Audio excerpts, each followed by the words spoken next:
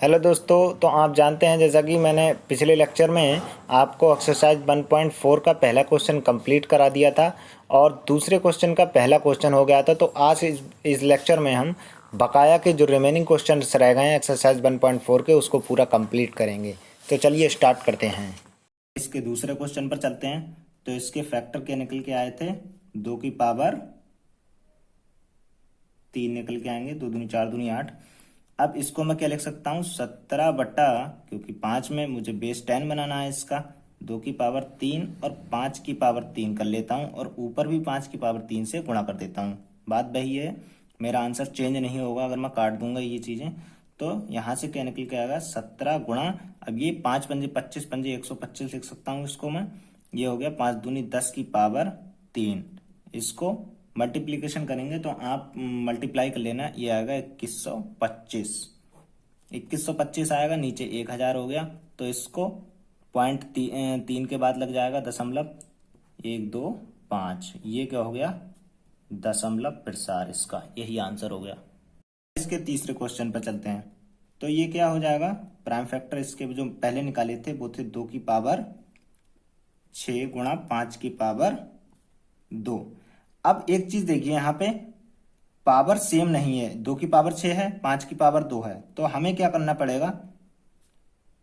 15 गुणा, मैं क्या करता हूं, 5 की पावर 4 से ऊपर नीचे अब गुणा कर देता हूं। 2 की पावर 6, 5 की पावर 2 गुणा 5 की पावर 4।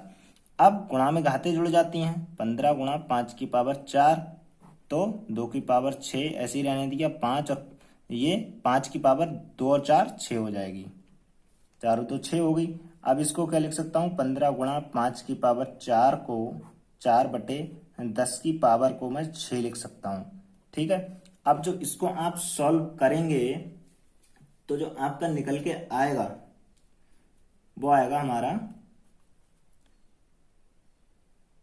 15।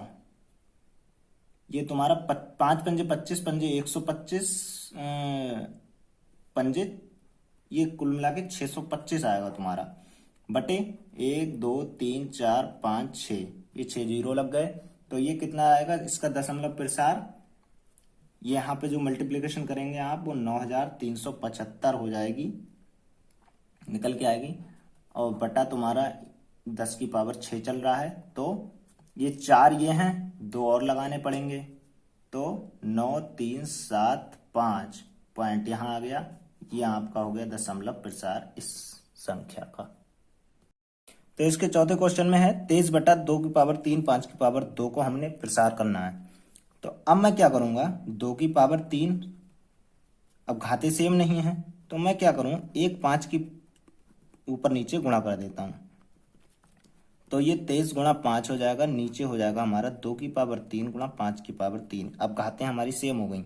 अब 5 3 15 और 5 दूनी 10 और 1 11, 115 बटा 10 की पावर 3 हो गई। तो ये दशमलव प्रसार क्या निकल के आएगा? 0.115।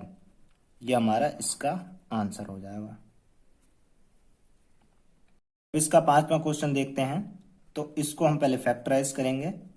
5 3 15 और तुम्हारा यहाँ से 3 से 3 कैंसिल आउट हो जाएगा, 2 बटा 5 आ गया।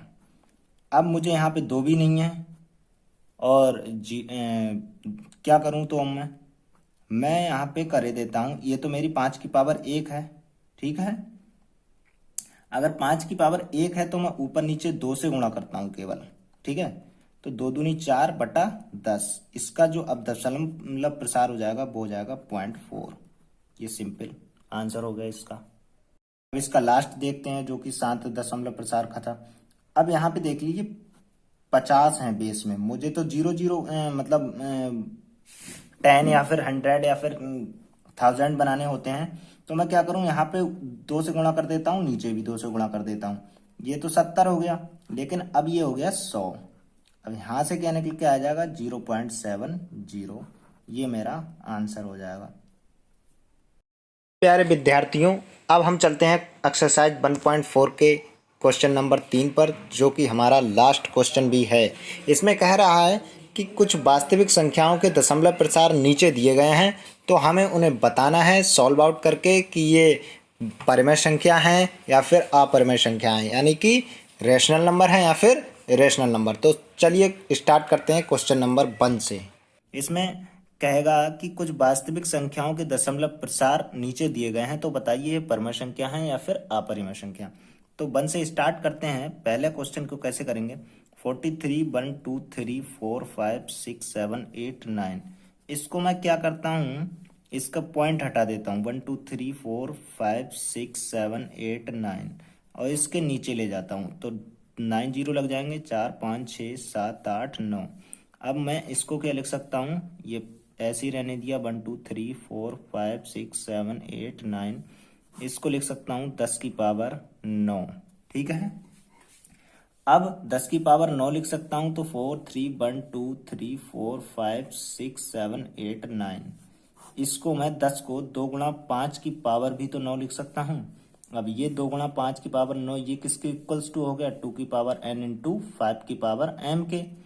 तो अतः यह संख्या शांत दशमलव प्रसार है, शांत दशमलव प्रसार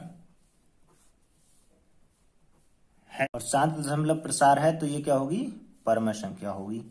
अब दूसरा क्वेश्चन जो कह रहा है, अब इसमें हमें वैसे ही पता चल रहा है, जैसे कि मैंने आपको पहले ही ये चीजें बता दी थी, ये जो संख्या लिखी है इसमें कंटिन्यूटी दिखा रहे हैं और बार बार रिपीटेंट हो रहा है। तो ये कौन सा बताया था मैंने, नॉन टर्मिनेटिंग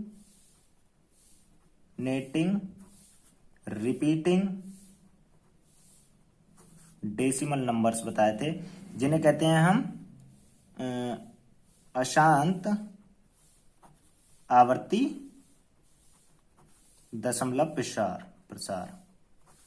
तो ये तो वैसे ही पता चल रहा है। अब इसका जो थर्ड है उसमें बार लगा हुआ है, इसीलिए ये है 1 2 3 4 5 6 7 8 9, इसलिए ये क्या है, एक हमें वैसे ही पता चल रहा है अशांत आवर्ती दशमलव प्रसार है, और ये दोनों अपरिमेय संख्याएं हैं। विद्यार्थियों, मैं आपको अच्छे से समझने के लिए बता दूं, जो क्वेश्चन नंबर 2 है उसमें आप संख्याएं देखिए, 0.120 1200 और 12000। इसमें क्या हो रहा है, क्वेश्चन में लगातार संख्या जो है वो टर्मिनेट हो रही है, सॉरी ना तो टर्मिनेट हो रही है, संख्या ख़त्म भी नहीं हो रही है, और लगातार एक जीरो ऐड होता जा रहा है। इसका मतलब रिपीट भी नहीं हो रहा है, नॉन रिपीटिंग है ये, और नॉन टर्मिनेटिंग। तो ये क्या हो जाएगी, non terminating non repeating decimal numbers. यहाँ पे हमारी क्वेश्चन एक्सरसाइज 1.4 जो है वो एंड हो जाती है। तो दोस्तों, कैसा लगा ये लेक्चर मेरा आपको, प्लीज़ कमेंट बॉक्स में ज़रूर बताएं, और अगर मेरे लेक्चर आपको अच्छे लगते हैं तो प्लीज़ लाइक कर दीजिए। धन्यवाद।